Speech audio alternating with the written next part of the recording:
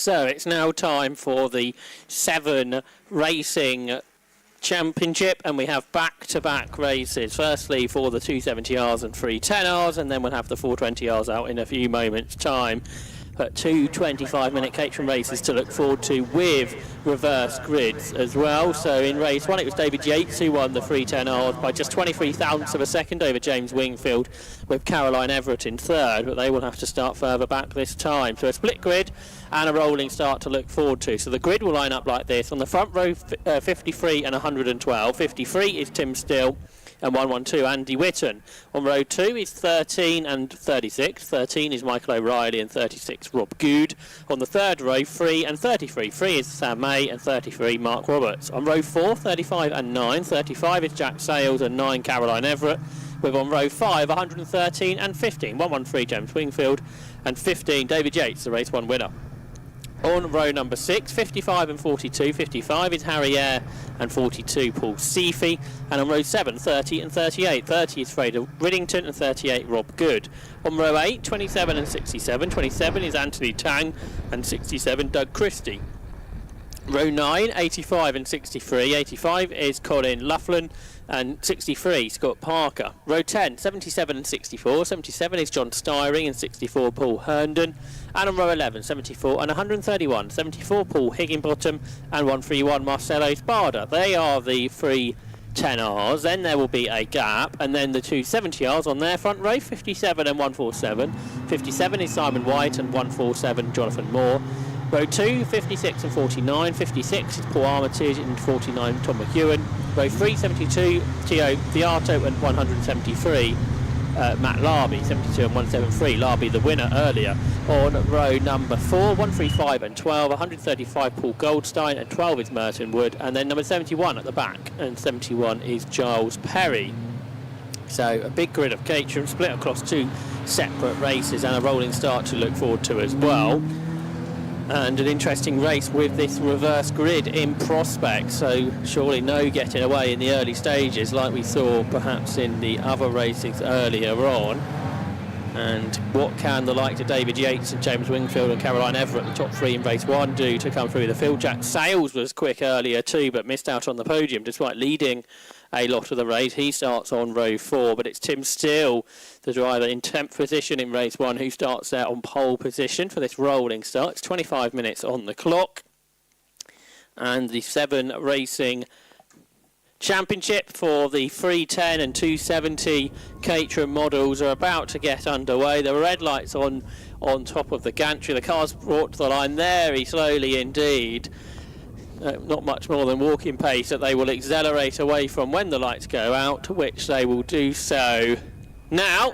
And the race gets underway. Good start from the second row from Michael O'Reilly and Rob Good. O'Reilly was pretty strong in that earlier race, so he's trying to get to the front early doors, unable to do it. But round the outside then Andy Whitten takes the lead of the race up towards the Druids hairpin. There's people challenging, including race 1 winner David Yates right round the outside, but he's just braked a little bit too late, has he? No, he's managed to get the car turned in and accelerated out the corner in something like 5th position. So David Yates coming through the field really strongly. There's a lock-up just behind and up the curb for one other, which was 33, I believe, which is Mark Roberts. Meanwhile, the 270R cars about to begin their race, Matt. Yeah, certainly are. So it's a reversal, of course, for the top 10 from the earlier races. Simon White and Jonathan Moore lead them away. It's 3 wide down towards the first corner at Paddock Hill Bend, and let's see if they all safely make it through, which I think they do. Not as many, of course, in 270s, but still some cracking racing we've had in race number 1 as they head up towards the right-hander for the first time, and Jonathan Moore is going to try and hold on as best as he can, but already down to 4th position after that sluggish start. He goes with Matt Larby as well, the 173 machine looking through on the inside. I think there was an incident at Westfield. They went 3 wide in the 310s into Westfield. I think they've all continued in one way or another, but 3 abreast didn't quite work at that part of the circuit. So what kind of progress are we seeing? A bit of damage on car number 3, Sam May, the teenager, out on the circuit. I think got caught up in that, but has been able to continue. So for the lead of the race is that Tim Still even back ahead. The driver who started from pole position has launched his way back into the lead. Then with a chase on for second place, which includes 13 trying to go around the outside. So Michael O'Reilly trying to get the better of Andy Whitten. So amazingly, the top three have stayed in that order. So it's Caroline Everett that has progressed. And the fast start in David Yates is the driver that got caught up in that incident at Westfield Corner. So trying to gain position. He's lost a whole heap of them. And he's down to 13th. And all that work he's got to do again. Certainly is, yep. James Wingfield hasn't made too much progress either. He's in 8th position at the minute. He's going to try and work his way through if he can. He's got some slower cars ahead of him. One of those being the number 36 machine by the looks of it. So Rob Goody is going to try and get to the inside of down towards Surtees Corner, which he will negotiate just about, but it's so busy out there it's hard to find your way through. But it's David Yates who needs to try and find his way through as best as possible as the 270Rs go side by side in towards the first corner at Paddock Hill Bend. That's Tom McEwen up against Theo Theato. So very quickly those two who were at the head of it in race number 1 have found themselves back towards it again this time round, and Theo Theato in the orange Caterham goes through on the inside. So brilliant job there from him. He runs wide. I think there's a wheel arch that's gone missing on his car as well. That won't slow him down. It might just make it a little bit more lightweight for Theo Theato, but it definitely has gone missing with Tom McEwen behind, and third in the 270s now sits that of the number 56 machine. So that's going to be the start for Paul Armitage up where he pretty much started. Yeah, that's right. So they've sorted themselves out a little bit, especially for Tom McEwen and Theo Theato, who were two of the front runners in race 1. Matt Larby is still on the chase. But what a job here that Tim Steele is doing from starting on pole position. He's been able to hang on, the P10 finisher in race 1, but he's got 3 cars chasing. They're 3 abreast behind as well, and for the lead goes Michael O'Reilly around the outside, trying to squeeze through as well with Andy Whitten. And then the secondary group is even more fierce for what is 5th position. Is that James Wingfield that has swooped around the outside to take 5th position after about a 3 wide movement there.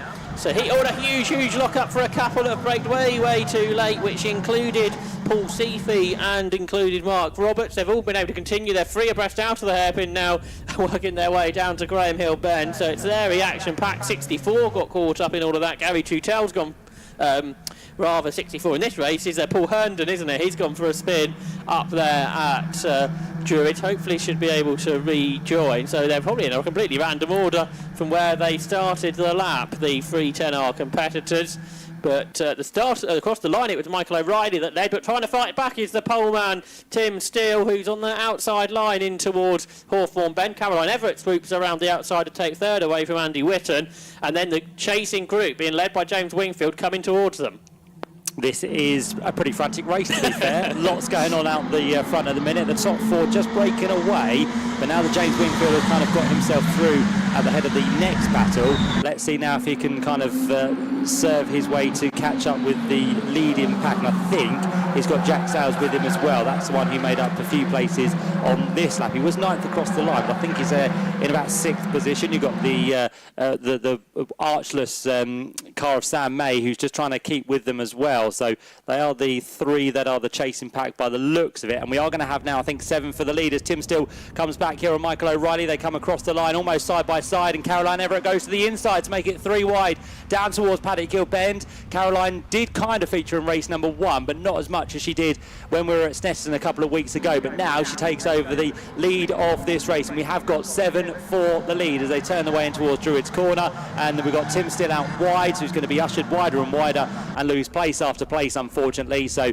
Tim Steele's race now starting to come undone. He is still there in 5th position, but now it's going to be Jack Sales in the 35 machine that's going to try and find his way through, and it won't be long before Sam May gets into the mix as well. And would you believe it, it's going to be David Yates back with the leading group as well. He's made his way through on that lap up into 8th position. So all of a sudden, those that we saw in race number 1 are going to be up towards the head of the order, as for the 270s is going to be that of Tom McEwen back ahead briefly of Theo Theato.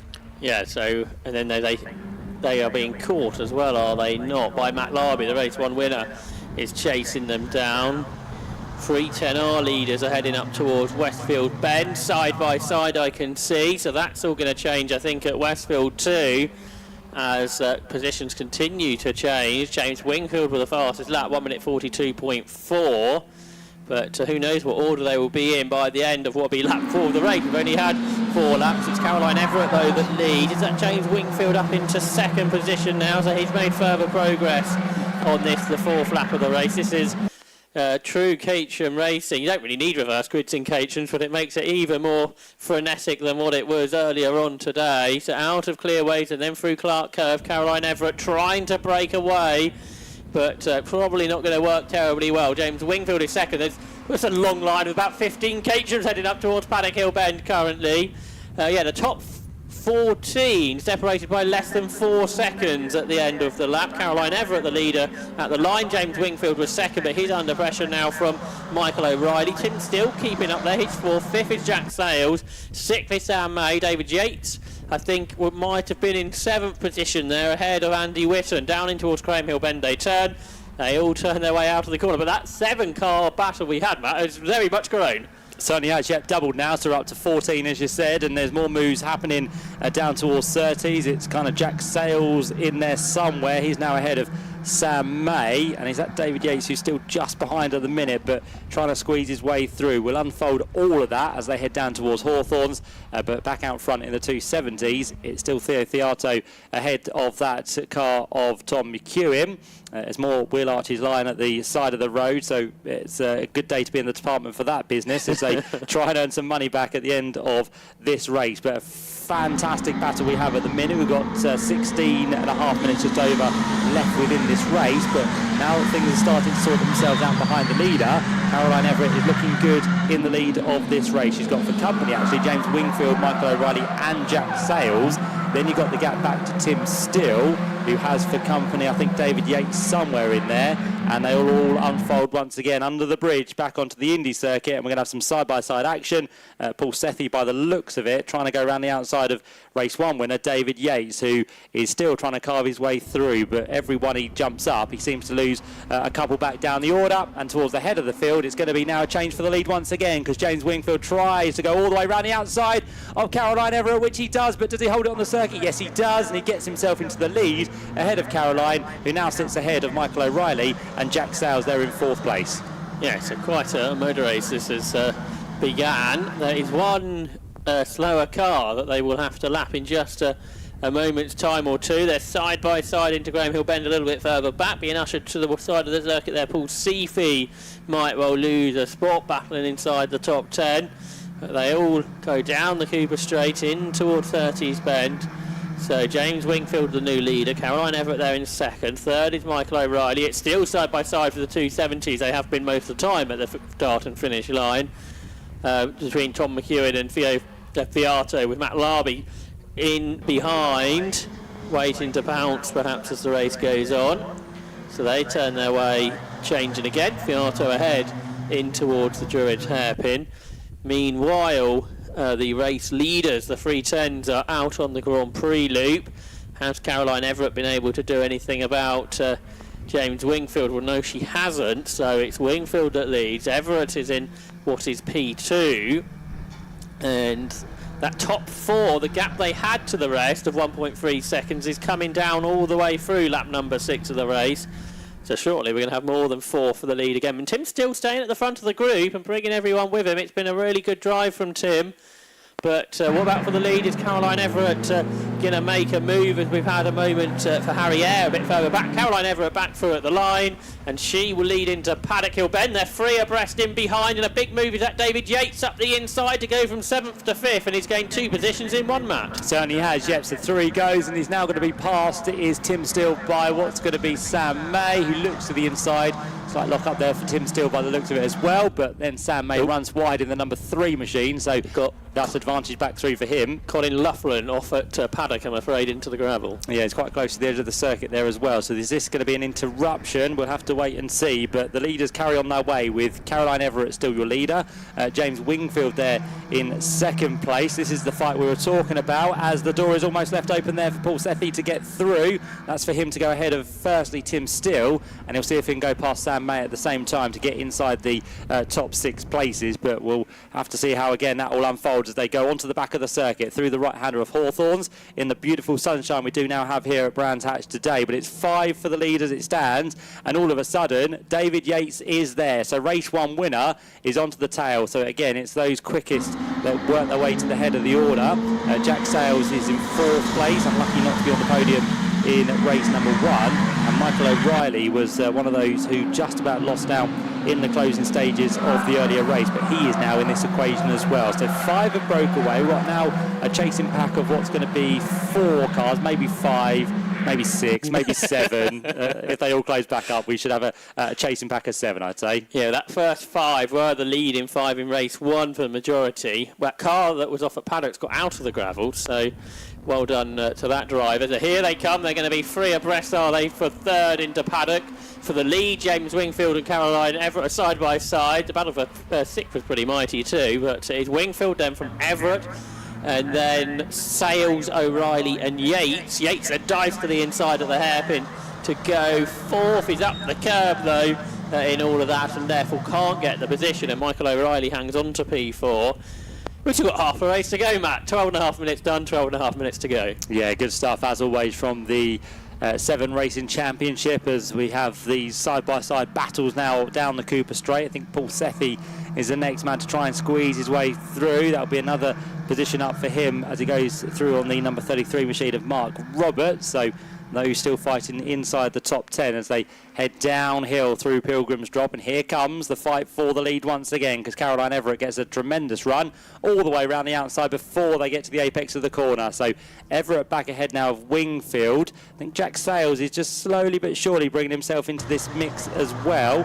So we'll keep an eye to see what he can do over the likes of Michael O'Reilly and David Yates now, who sit behind him. Meantime, for the 270s, we have had a change here as well, haven't we? A big change, because Matt Larby has now gone to the head of that class with Theo Theato to 2nd, Tom Yukuin to 3rd, and onto the tail of them has come the number 56 machine, so that's going to be Paul Armitage. So 4 in the lead group of the 270Rs as they turn their way through Surtees and on towards the Grand Prix circuit once again, as emerging off the Grand Prix circuit is the fight for the race lead overall in terms of the 310s. And will James Wingfield go back to the lead? Well, Caroline Everett's out of the tow here. They're going to run side by side, so almost like a rolling start again. They're going to go 3-4 wide in towards Paddock Hill Bend, and David Yates squeezes through on the 2nd of those gaps, but it was Jack Sales on the inside gap that went through, so he now leads briefly up towards Duriz. He'll have the inside line and will be able to break later, so Sales now takes that over. I think it was 4th across the line, goes into the lead. 2nd will be Yates by the looks of it. James Wingfield will sit 3rd,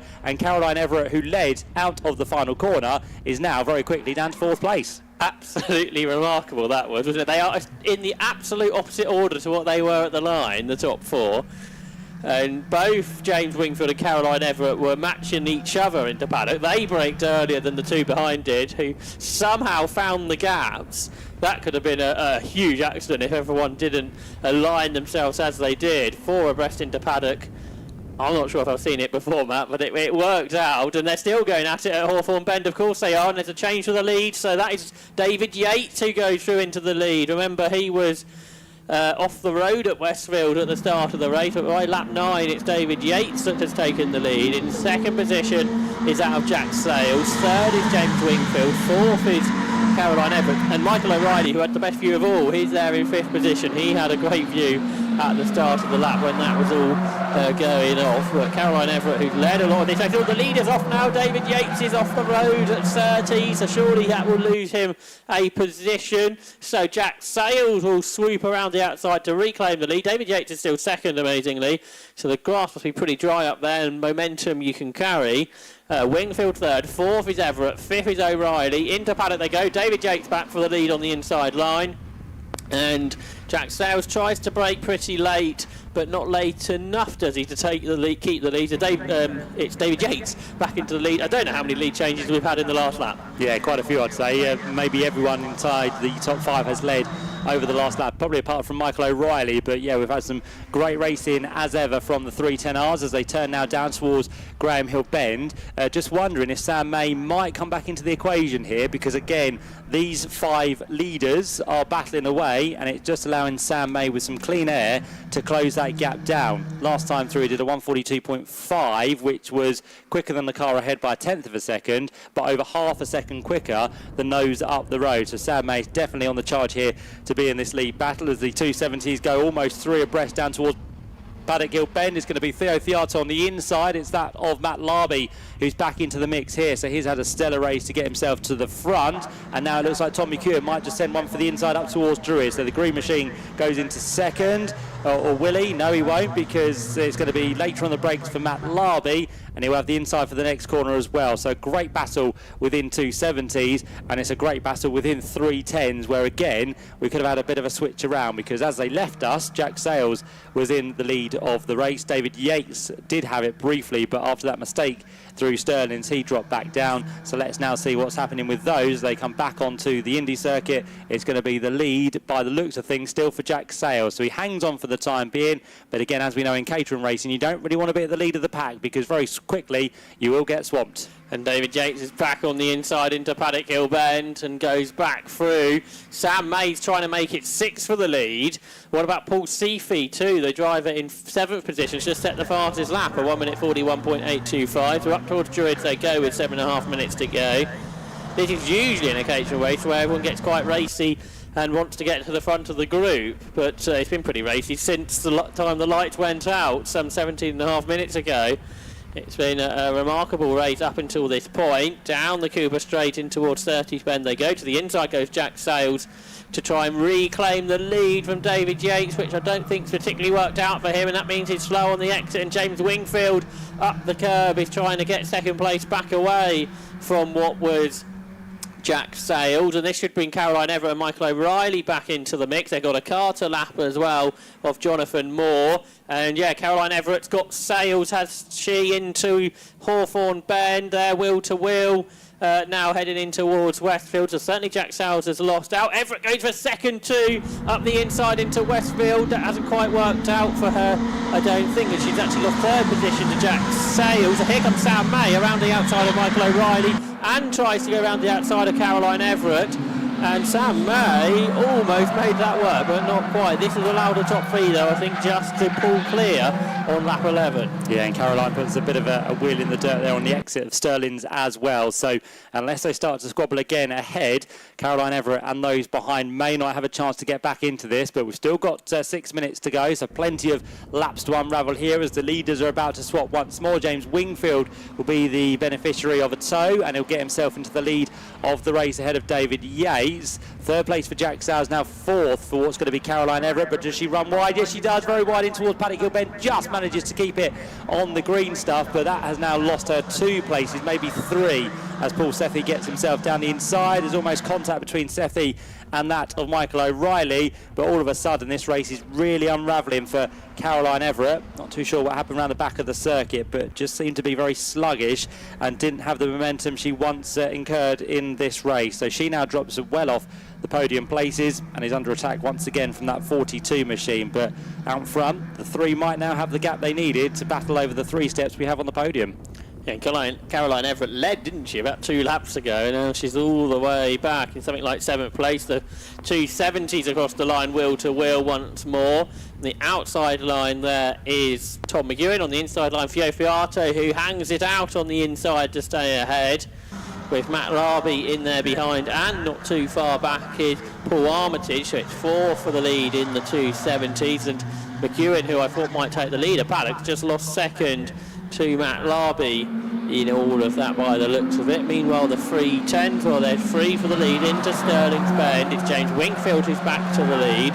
In second is David Yates, and third is Jack Sales. They accelerate up towards Clearways Corner once more.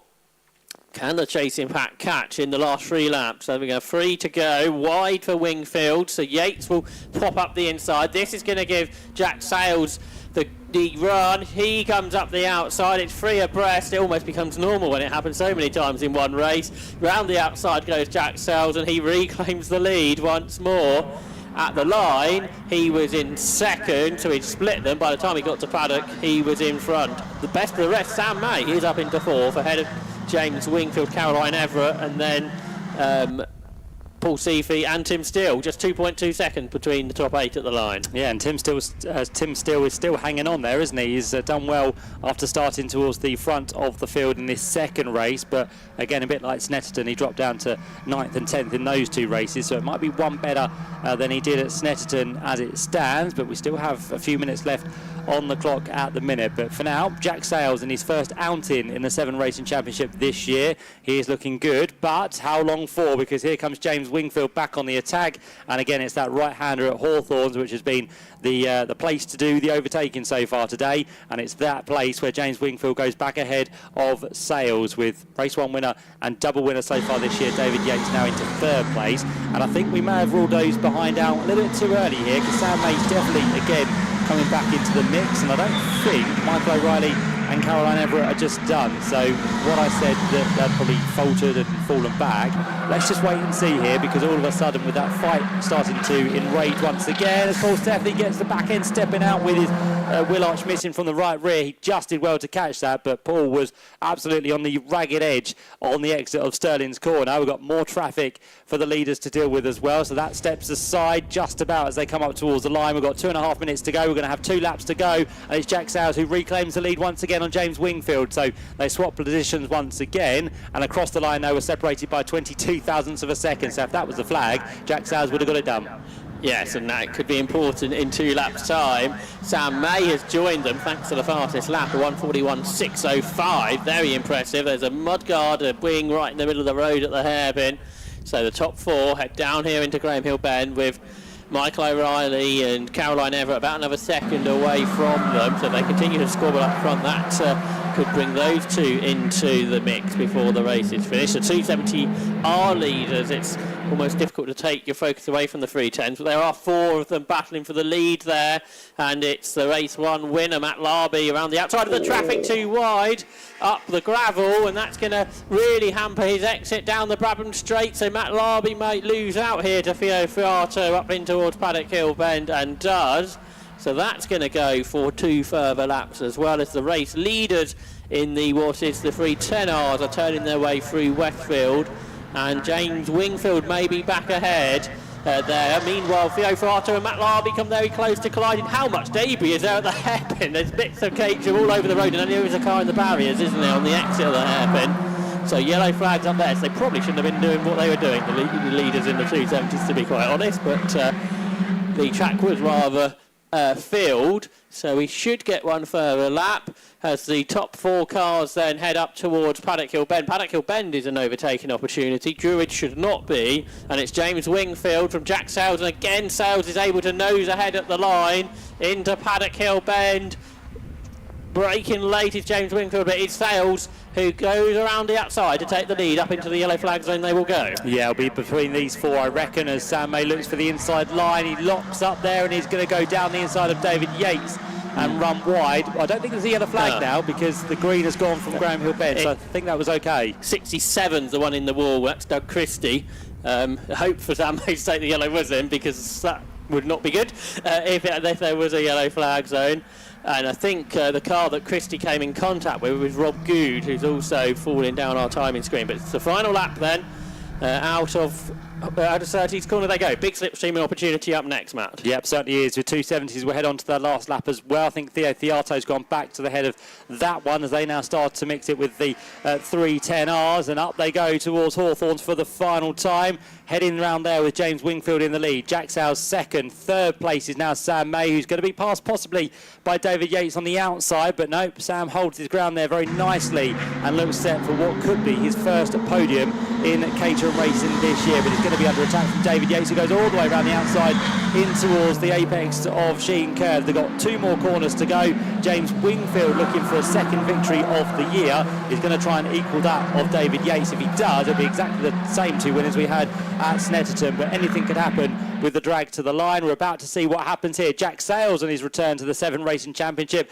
would love to steal a win away as well. He needs to get into the toe. He needs a good run through Clark Curve for the final time. The checker flag is at the ready, and here we go for a drag race to the line. Jack Sales pulls out. Is it going to be enough? It's going to be another dead heat, and I think Sales got it by 21 thousandths of a second. So Jack Sales just pipped James Wingfield to the checker flag on the run to the line, 21 thousandths of a second. He did that a couple of laps ago and he got it by 22 thousandths of a second. So that was a good rehearsal. He went slightly better and he gets the victory ahead of Wingfield. Third goes away of race 1 winner David Yates. There's an exhaust hanging off there, I think, for Mark Roberts. And then behind is going to be David Yates, Sam May and Paul Sethi. Yeah, destroyed exhaust, which sounds absolutely awful. There's a big moment there coming out of Sheen Curve in the 270s for once a leader.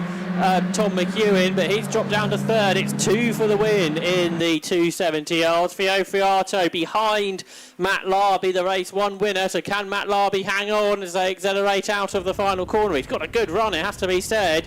So Matt Larby to make it a double in the 270 yards up to the line. Second goes to Fio Friato, and third, well, that's a dead heat as well. There were many of them in that race, 19 thousandths of a second. Tom McEwen hangs on, in fact, actually, over the car that he was battling with, that of Paul Armitage. So what a motor race that was for the 310Rs and the 270Rs. They had a great battle as well.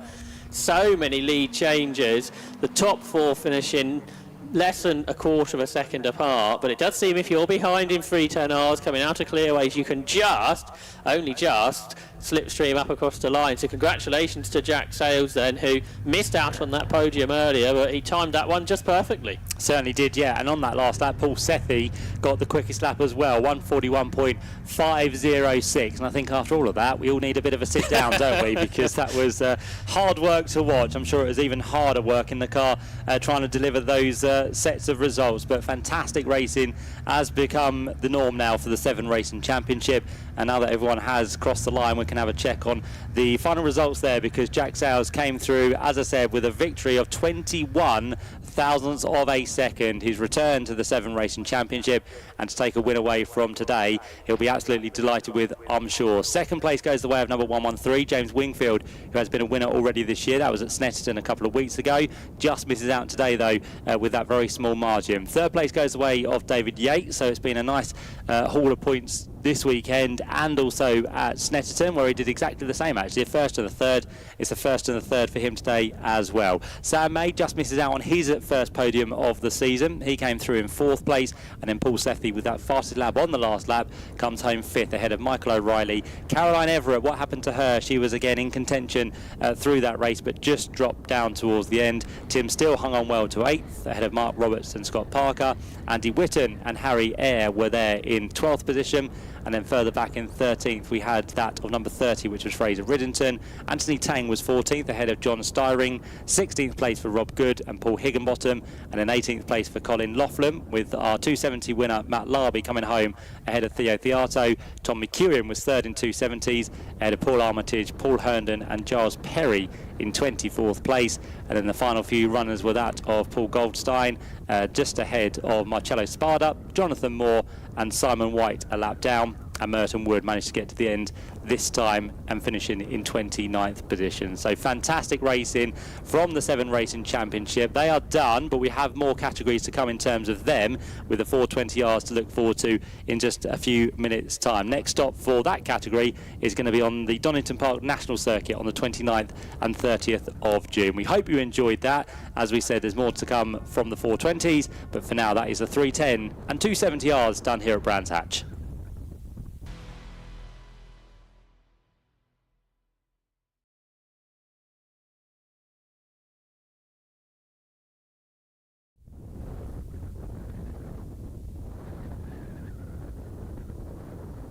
So, more Caterham racing from the 7 Racing Championship coming up next. Just had a moment to take a deep breath, and we do it all over again with the Caterham 420R Championship, which in race 1, well, Phil Jenkins didn't look at the script and completely went against what everybody in Caterham Racing said, and won by 10 seconds over Lee Wiggins and Anthony Barnes. Mark Stansfield was 4th and Rob Watts 5th, with Gary Tutell in 6th. A very close battle it was for 2nd position, but Phil Jenkins ran away and hid and took that very large winning margin. But just like the race we have just seen, we have a top 10 reversal, so it's going to be much harder work for Phil Jenkins to replicate what he did in race 1 for the 420Rs, and if the 310s that we've just seen is anything to go by, this should be another frantic 25 minutes of Caterham racing.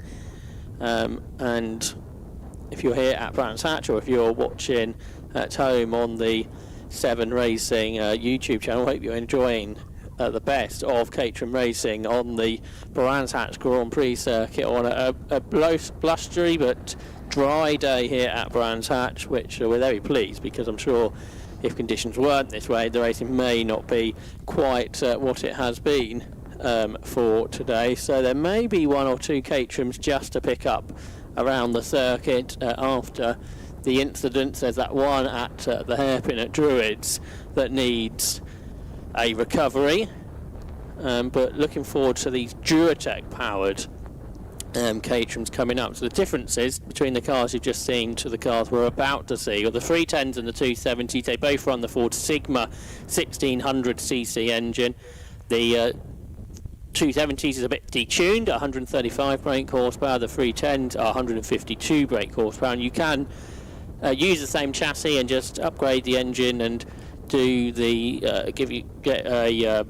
put an anti-roll bar on the car and stiffer springs and dampers, for example, as well. And the big difference with a 310 is the limited slip differential. But the 420s, we're about to see, are totally different cars. They are a dedicated race chassis and therefore have a different engine. They have the Ford Duratec 2-litre engine, so a bigger engine producing more power, 175 brake horsepower. Wherefore they've got wider rear tyres to enhance the traction that the extra power needs. They run a 6-speed sequential flat shift gearbox and have bespoke race dampers as well. So they are the cars we're about to see here on the Brands Hatch Grand Prix circuit, and they were also at Snetterton last month, where they saw Lee Wiggins and Phil Jenkins win the 2 races on the 3-mile Snetterton circuit. But here at Brands Hatch, as we just mentioned, it was Phil Jenkins who took that win earlier on.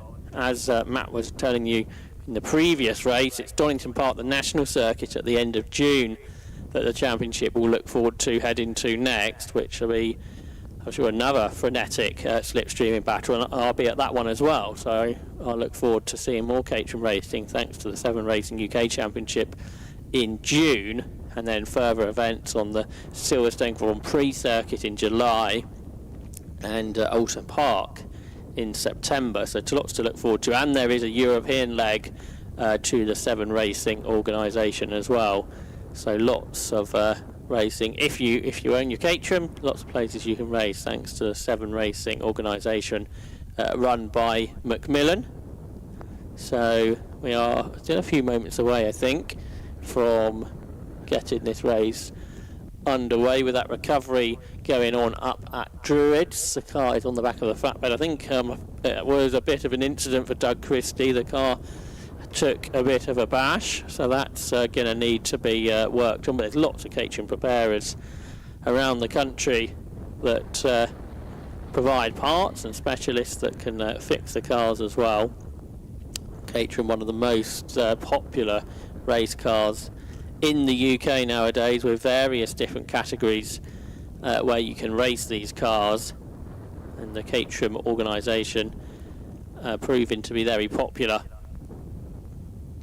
Certainly in the last decade it's been upped even more, and that's why new championships like this, which have come about, have proved to be so popular. 60 plus cars here this weekend, and a similar story it was at Snetterton a month ago. So the flatbed you can see there just returning to the paddock here at Brands Hatch, where it's 16 degrees Celsius. That wind level is pretty high still, but we look forward to now the 420R cars, which are coming out of the assembly area.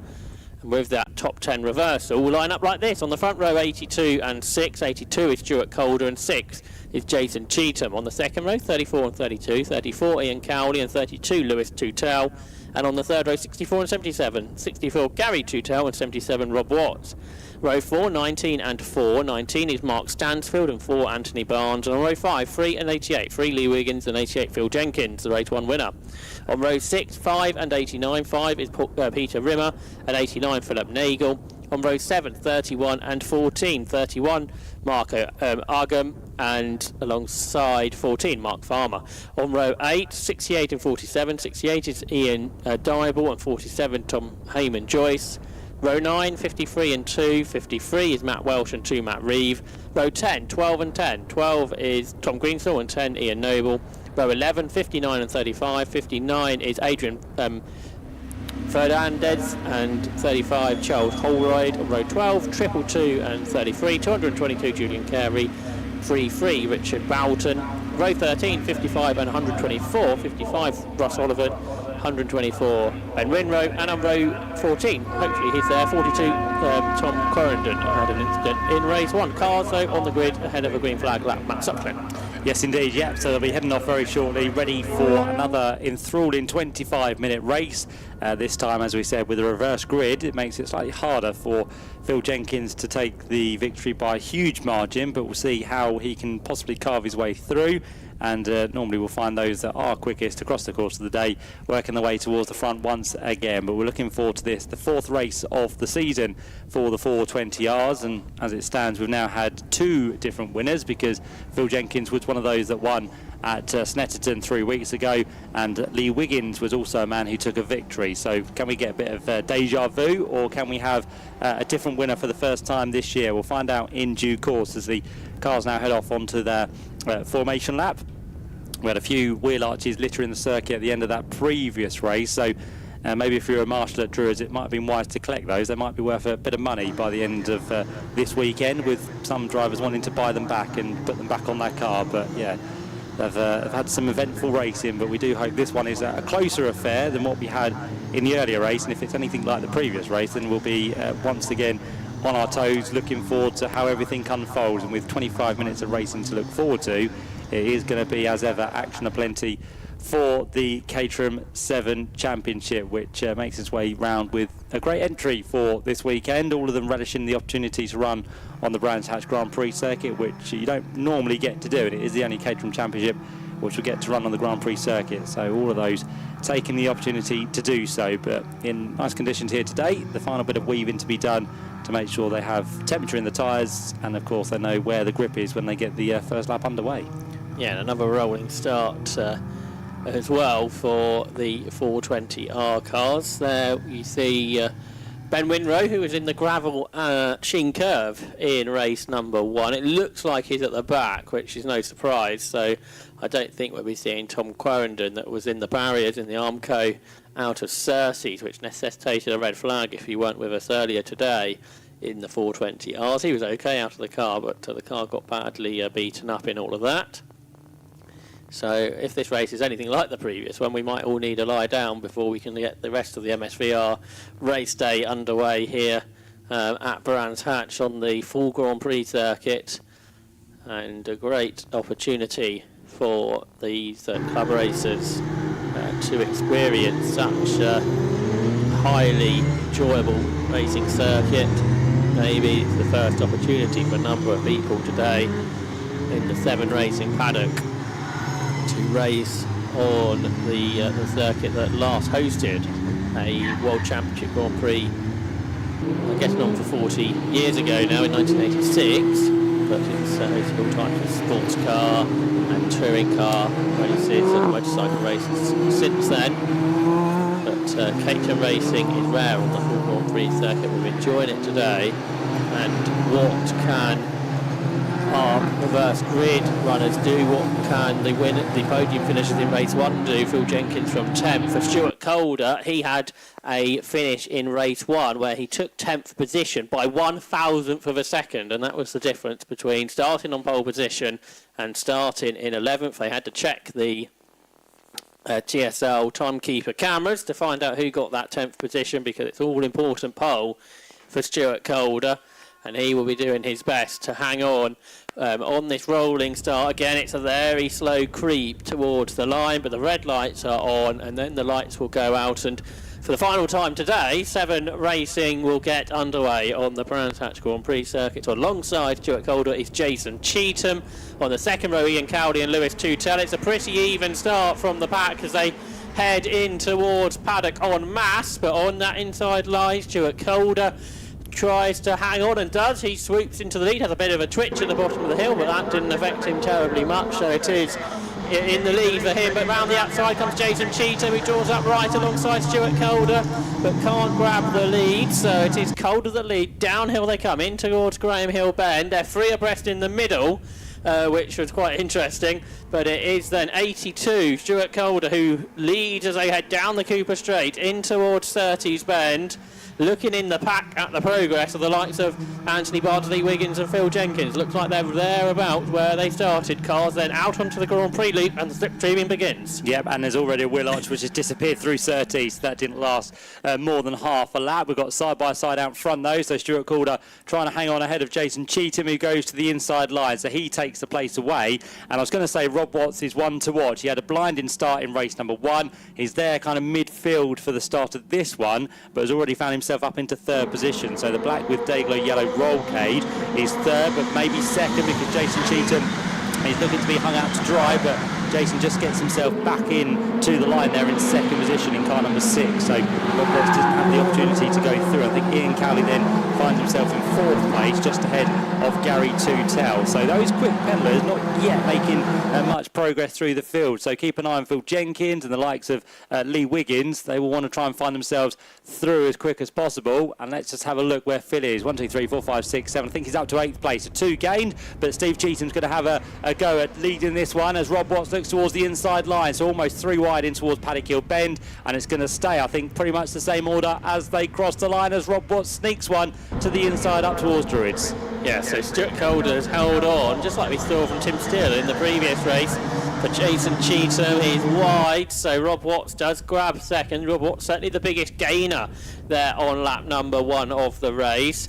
34 in there, so that is the Cowley-driven car. Ian Cowley, side by side in the pack, included Peter Rimmer, and the whole pack then en masse in towards Surtees Bend. 26 starters. What about Ben Winrow? Up to 17 from the back of the grid, so he's on a mission after ending race 1 in the gravel trap. Here they come down towards Hawthorne. To the outside comes Rob Watts, trying to sweep round Stuart Calder, and he breaks late and does it. So Rob Watts takes the lead of the race, dropping to 2nd for Stuart Calder. Now, can Watts get away before the other front runners in race 1 make their way to the front of the pack? Well, it'd be difficult to break the toe, but if Rob Watts can do it, look like we're under pressure for the lead there in towards Dingle Dow and Sheen Curve as Stuart Calder tried to fight back but couldn't do it. So it is Watts, then Calder, then it is Cheetham, then Stansfield is making progress on this lap. He was good on the brakes in race 1. He's up into 4th spot, I reckon, Matt. Yeah, I think Phil Jenkins now has been passed by Lee Wiggins, who has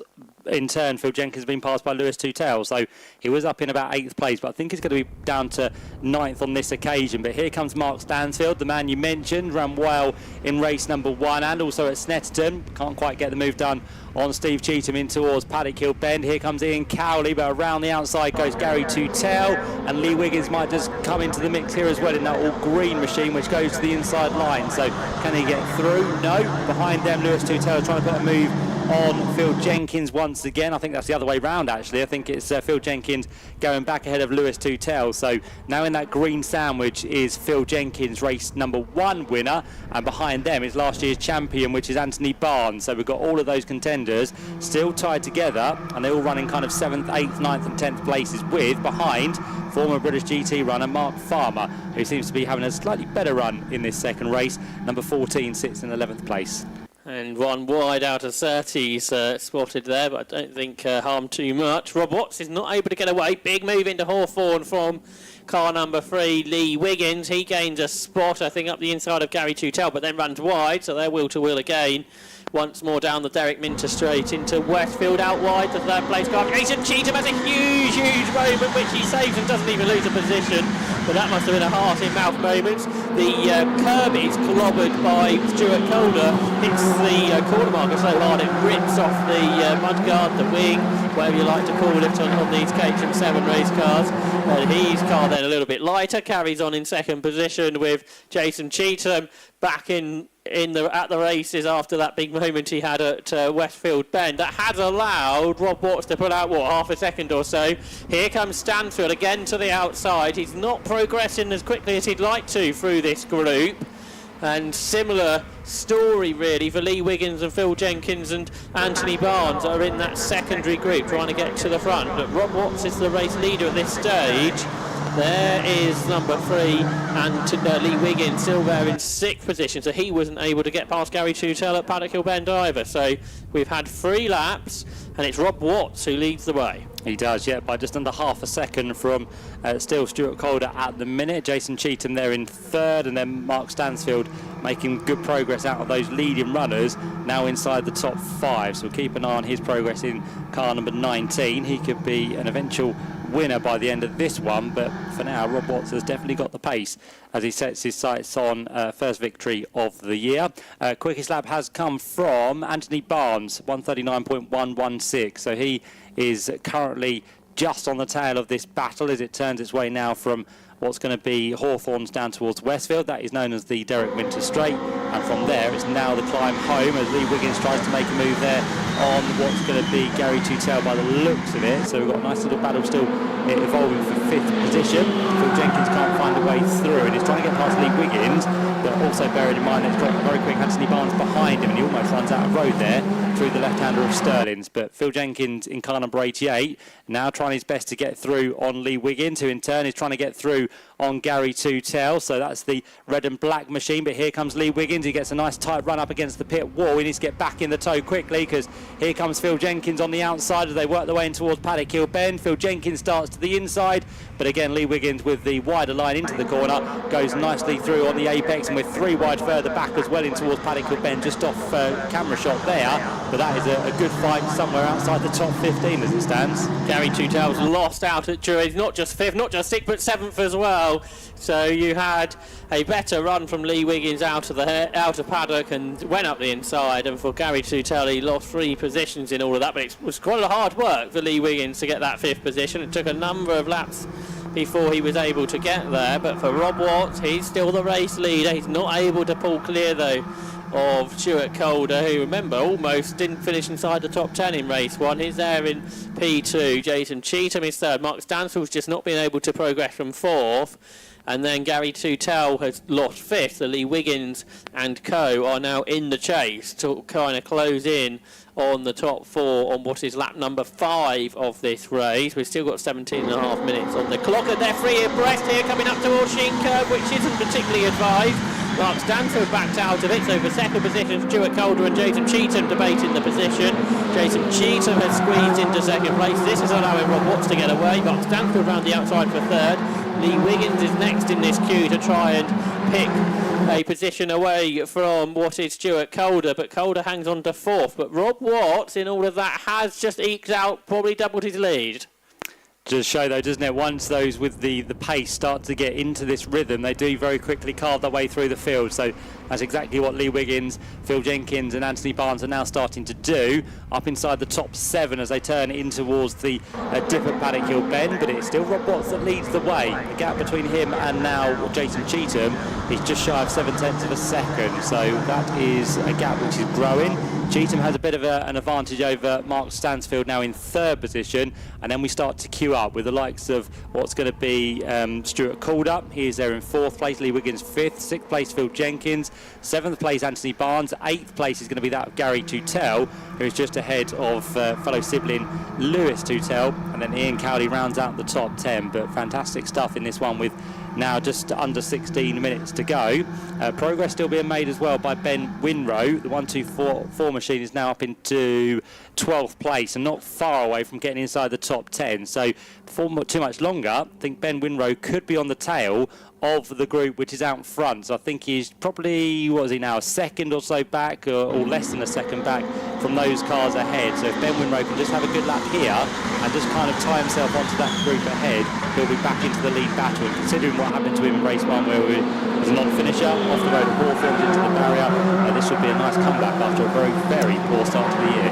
That's absolutely right. Lee Wiggins almost into the back of Stuart Golder through Sterling's bend there. Just had to get out of the throttle not to bump the car ahead. So Rob Watts' lead there or thereabouts remains to Jason Cheetham, but he's not able to break the toe. Mark Stanfield struggling to close in third. Then Stuart Calder versus Lee Wiggins into paddock. For Stuart Calder, he had the good run and looks up the inside of Mark Stansfield through Paddock Hill Bend. So it's a really good stride from Stuart, but he might lose third position this time to Lee Wiggins, who is on the inside line. They all approach the hairpin on various different angles, and Lee Wiggins goes fourth then, and ahead of Stuart Calder. Mark Stansfield in third, and Calder is fifth. In sixth position is Jenkins, then Barnes in seventh. Then there's that small gap back to the two tails and Ian Cowley. In towards Surtees Bend they go. They're all jockeying for position still. The fastest lap was Stuart Calder, in fact, at 1 minute 38.4. Said he was going well, but Rob Watts' lead is back down again to 0.3 of a second, and Jason Cheetham going after him, and he's side by side just behind. Three abreast and run instance into what was Hawthorne Bend, but for what was third, Lee Wiggins trying to get the better of Mark Stansfield, and it's still debating that third slot as they turn right through Westfield. Through the kink they go. Stansfield still ahead in third place. Yeah, Lee Wiggins all over Mark Stansfield like a bad rash at the minute. He just cannot shake it off, again, Mark Stansfield. And with the pace that Lee Wiggins has shown, not just here today, but also at the opening round at Snetterton, he's a man to be feared, especially as he seems to be pushing Mark Stansfield along. Bit of dust being kicked up there from potentially the car of Phil Jenkins. Yep, number 88 it was that kicked up the dust, and he's now trying to pull away from Anthony Barnes in the number 4 machine behind. So we're just starting to break away now in groups of two for the lead between Watts and Cheetham, 2 for third, side by side now between Stansfield and that of Wiggins, and then nose to tail for fifth base between Jenkins and Barnes as they tip down in towards Paddock Hill Bend. And Wiggins will get the job done surely. He gets to the inside on the run through Halewood, up in towards Druids. He's going to break that out though as Mark Stansfield all the way around the outside line. But in the end, it will be Lee Wiggins who takes the place away. And Mark Stansfield's got to be careful here because Phil Jenkins is also trying to get a move done. He looks down the inside line, pushes Mark Stansfield slightly wide, which again just slows him on the run down towards Surtees corner. And will this be the chance for Phil Jenkins to go through? He goes very, very, very close to the apex. But again, that gives you a very slow line onto the Grand Prix circuit. So as he was starting to attack there, he might actually find himself under pressure from that car of Anthony Barnes behind. And it's side by side for the lead. There's a challenge from Jason Cheetham. He can't make the lead. And for Phil Jenkins, yep, he's dropped back in behind Mark Stansfield, but perhaps can challenge into Westfield with Anthony Barnes also getting involved. But what a different race it is for Phil Jenkins, not starting at the front and not progressing through the field particularly strongly either. It's really a challenge for him and having to work a lot harder. But with Rob Watts and Jason Cheetham, they've got this gap to Lee Wiggins, who's trying to close them in. Stuart Calder is still right in that scrap as well as they turn their way through Stirlings and accelerate back towards Clearways and Clark Curve, where Rob Watts is feeling the pressure for the first time really over the last lap or so from Jason Cheetham. For fourth, well, that's where Phil Jenkins is going, up the inside of Mark Stansfield. He's been trying to get this move done for a lap or so. They almost collide, and that puts Stansfield out wide and will give Anthony Barnes a chance to take the position that Phil Jenkins has been working ever so hard to get hold of. They are overlapping through the hairpin, but the outside line with the traction. Phil Jenkins finally up into fourth position. Yeah, Anthony Barnes didn't want to be stuck there behind Mark Stansfield as Phil Jenkins got through and would have started to pull away, which is exactly what he's doing. So now Phil Jenkins starts to set his eyes on those ahead. Wiggins, of course, now he's got past Stansfield, has started to pull away. So not too far up the road, but how quickly can Wiggins make his way through on Steve Cheetham, and then maybe make a move on Rob Watts, who continues to lead in this race with just under 11 minutes to go. Well, there's the first one ticked off. Lee Wiggins round the outside of Steve Cheetham, so nice work done there for the number 3 machine. But there is going to be a gap of about a second to close down for those 3 in the second group, and they don't really want to be fighting too hard within this race. But it's Rob Watts who leads them now up towards the right-hander of Sheen Curve. Through there they turn.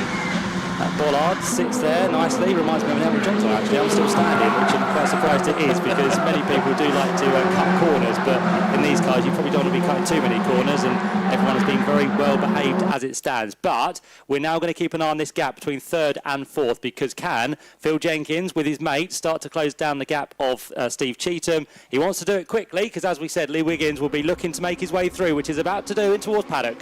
Yeah, Rob Watts has led for so many laps, but Lee Wiggins, who's really been making nice progress over the last few laps with the best lap of the race as well, a 1:37.7, claims the lead at Paddock Hill Bend away from Rob Watts, who now has Jason Cheetham trying to come up the inside but can't quite make it. But what can the likes of Phil Jenkins do about this gap of 1.3 seconds to the top 3 cars? It depends how much the top 2 battle. There's one in the gravel at Paddock that's tracked its way back towards the tarmac, thankfully, so the race can continue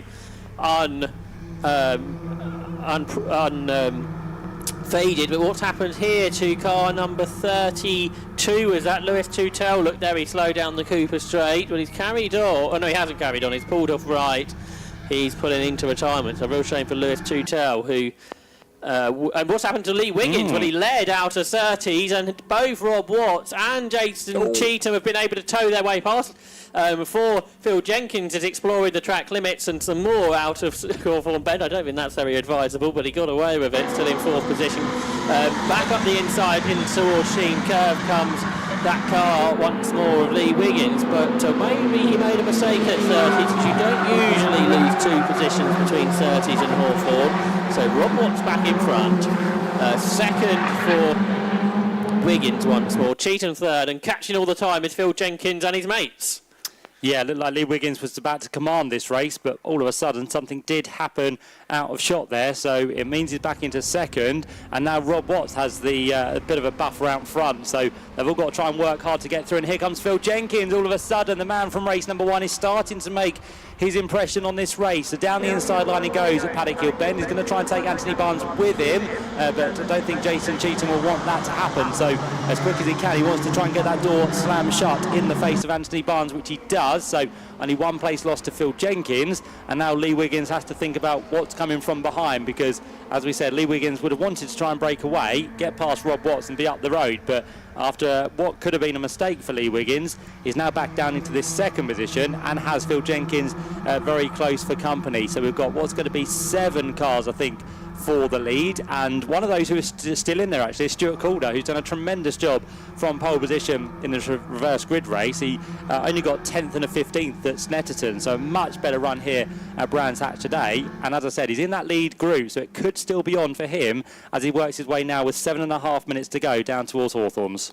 Yeah, that's absolutely right, Matt. So see what occurs in all of this. So Rob Watts ahead, some battling, which is not going the way of Jason Cheetham. So he started the lap in 3rd, he got shuffled wide by Phil Jenkins at Paddock Hill Bend, and then he has lost more positions since then. So a real shame for Jason Cheetham, who, much like Stuart Calder, started at the front of the grid and has been able to hang on well until that moment. Leaders nose to tail through clear weights. The top 4 have just got a little break on the rest, and Rob Watts under all sorts of pressure from what is Lee Wiggins up towards the line. Lee Wiggins tries to draw up alongside, can't quite get there, but Phil Jenkins has got huge amounts of speed and launches an attack up on the inside into Paddock Hill Bend.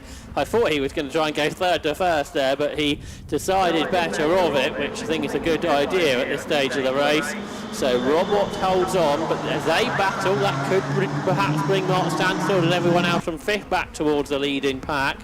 But it's 2 quartets as it stands down into Graham Hill Bend, led still by Rob Watts, who led most of the laps in this race.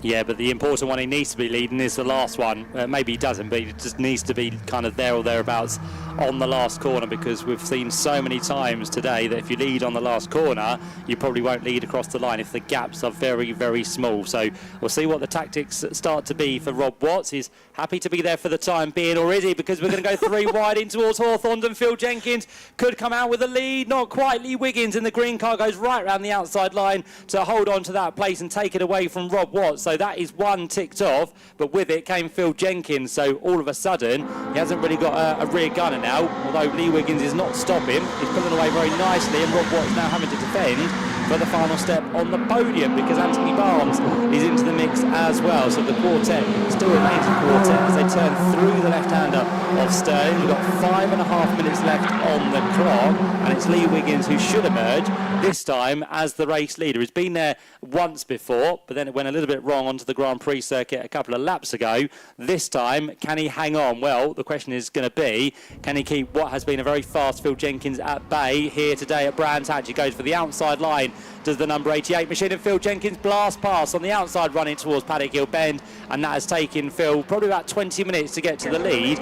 But now, as we said, the quick drivers have made their way there, and they're going to try and do what they can to remain there for the rest of the race. The leader locked up, Phil Jenkins locked up and lost the lead immediately. He led for one corner but no more.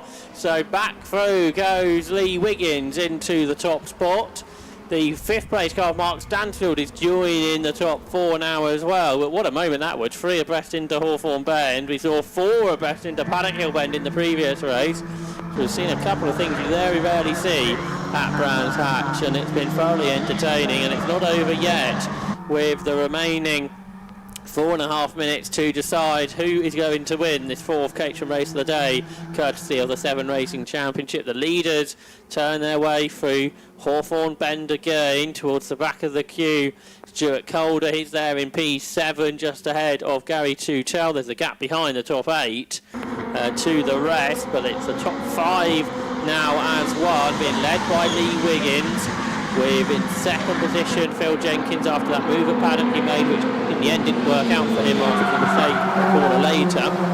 Rob Watts in there in 3rd, then Anthony Barnes, then Mark Stansfield up towards Clearway as they come. There are 3.5 minutes on the clock, and I think they might squeeze 3 laps into this just, which is maybe too many for some of these drivers, because they're wheel to wheel again for the lead, and it's at the line. Phil Jenkins knows it ahead, but he's on the wrong line for Paddock, so on the inside back through will go Lee Wiggins, but then he runs out a little bit wider than he would like, so Phil Jenkins is on the inside for the hairpin. Rob Watts is right there, ready to pick up any pieces between these top 2 cars. Can Wiggins hang it out on the outside of the hairpin? No, Phil Jenkins just about slots through, so he leads once more down towards Graham Hill Bend, so he led for more than a corner this time. Yeah, and just looking behind, Mark Stansfield is also bringing himself into the mix here as well, so keep an eye on that number 19 machine. And Jason Cheetham somehow has come back into the equation here, so I think we've got 6 pretty much on for the lead battle at the minute, and you never know, Stuart Calder and also Gary Tutel could be in with a shot, so we'll keep an eye on how that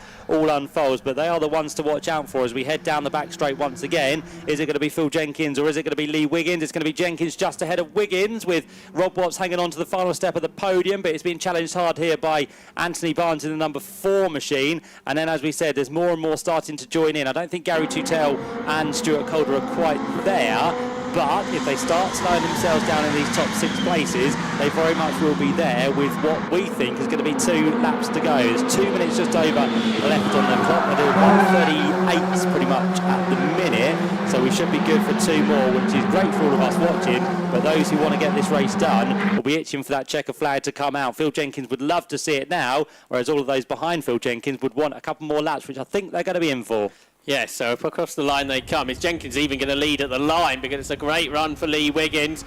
And if that was the finish, I think Jenkins might have just about had it, but not by very much. He hangs on then on the inside line, and that holds the pace of the everybody a bit at bay, and that brings the next car closer. On the inside, Lee Wiggins goes back through at the hairpin, so I think that a lap Phil Jenkins led for there, but Lee Wiggins is back ahead down towards Graham Hill Bend. It's now the 8 cars are there. Wide goes the leader Wiggins at Graham Hill Bend down the Cooper Straight. Well, I thought that would give Phil Jenkins the run, but it hasn't really, so they stay in the order that they left Graham Hill Bend in, with those top 8 cars all contesting the top spot. There's plenty of battles all the way through the pack as well that we kind of neglected because of the intensity and of that lead battle, and they're side by side as they go underneath the vehicle bridge towards Hawthorne Bend.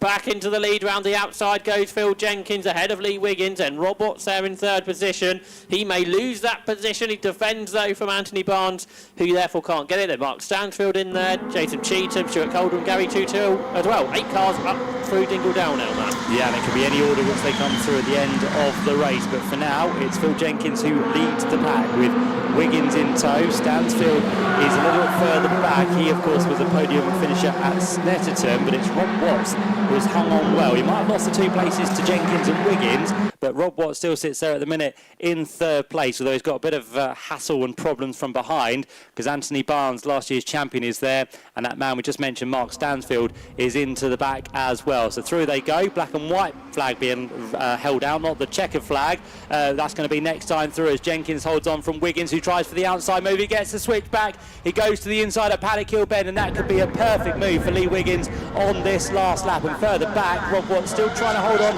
as best as he possibly can from Anthony Barnes, and Barnes might lose out now actually to Mark Stansfield because he squeezes his way through. They'll be side by side down the hill, and it'll be Barnes for the inside line, will it? No, Stansfield feeling brave on the outside, just about keeps the 2 wheels on the tarmac as they head now down towards Surtees. We've had someone in the gravel round the back of the circuit, so up through Sheen Curve there'll be a yellow flag on this last lap. But Lee Wiggins, has he now pulled the gap he needs, as Ian Cowley I think has just spun heading out Surtees corner? Yeah, and it's taken another car into the arm car, I think. So a bit of drama. We haven't got 8 cars in that lead group now, but it is Lee Wiggins ahead, but Phil Jenkins dives up the inside into Hawthorns and goes through. A really bold move there. He runs a little bit wide. This is it could have been an opportunity for Phil Jenkins to go back through, but or Lee Wiggins to go back through on Phil Jenkins rather, but he couldn't make it. Rob Watts is still there in 3rd into the yellow zone. No overtaking here, unless that car's gone out of the gravel, which it may have done actually. So they were in green flags into 30. So it's 88 Jenkins. Is he going to make it the double, which he wasn't able to do at Snetterton? He's up in towards Clearways corner, and he's got to get a really good run through here if Lee Wiggins is unable to pass him. It's the acceleration towards the line, the Duratec engines, and accelerate up the sequential box right in the toe and up alongside, but Phil Jenkins does it. He's done the double, not by very much, by 0.04 of a second over Lee Wiggins. Mark Stansfield took that podium position away from Rob Watts, who was inside the top 3 in every part of the race until they come up across the line. Anthony Barnes was 5th, Stuart Calder was 6th. 7th went the way because we lost Jason Cheetham. He was involved in that incident. He has taken the checkered flag a bit much further back. And the other car we lost was Gary Tutel, who came through in 9th. So up to 7th came Peter Rimmer, and 8th was the car of Ian Cowley. But those 2 cars that clashed were able to finish with Tutel 9th and Cheetham 13th, and the complete of the top 10 was Marco Argan. But a race-winning margin of 0.04 of a second for Phil Jenkins. Taking that move, what was it, at Hawthorns, wasn't it? That bold move at Hawthorns was the last crucial move to take that race win. But yet another great race from the 7 Racing Championship. Certainly is, and we did have drama, I think, for Ben Winrow on that last lap. I think he didn't come through with possibly some damage, and also received a penalty for exceeding track limit. So Ben Winrow's torrid season does continue with, I think, another result where he doesn't get a finish in as many races. So 4 races completed, 4 non-finishes for Ben Winrow. So some excellent work there, and I think Ben Winrow's car has just stopped, hasn't it, on the run down towards Hawthorne. So a big blow for him, but as Josh said, the rest of them got to the checker flag after that little bit of a wayward moment for a car on towards the left-hander of Surtees. But well done to Phil Jenkins. He is now the man with the most wins this year, 3 in total out of the 4 races we've had. Lee Wiggins comes through in 2nd, missed out by 40 thousandths of a second. It didn't quite pull out at the last minute, did he? Went too late, I feel, but he might not have had enough to get to the line in the end. Quickest lap went to him as well, 1:37.772. Mark Stansfield, Rob Watts, Anthony Barnes, with Stuart Calder, Peter Rimmer, Ian Cowley, Gary Tutel, and that of Argam completing the top 10. Jason Cheetham, with some problems, dropped down to 13th. Tom Heyman-Joyce in 14th, Tom Greensall, Matt Welsh, Philip Nagel, Matt Reeve, Ian Dybel and Ian Noble, your top 20, with Richard Borton, Julian Carey, Adrian Ferdinand and Charles Holroyd down in 24th place, which in fact was the final finisher because Ben Winrow was not to the flag after that last lap problem, and then Lewis Tutel and Tom Quarrendon, Tom a non-starter, Lewis a non-finisher. So there we go, some epic racing this weekend for the 7 Racing Championship 420R. If you are watching on the live stream, we hope you've enjoyed it. If you're watching here at the circuit, well, do go home and watch that live stream again because it was absolutely fantastic, and we'd urge you to watch it all back. There's lots of action happening around the circuit that you may not have been aware of. Still a busy year to come with the next stop for the 7 Racing Championship on the Donington Park National Circuit on the 29th and 30th of June. Do not miss that for the 7 Racing Championship, but we do hope you've enjoyed the racing here at Brands Hatch today.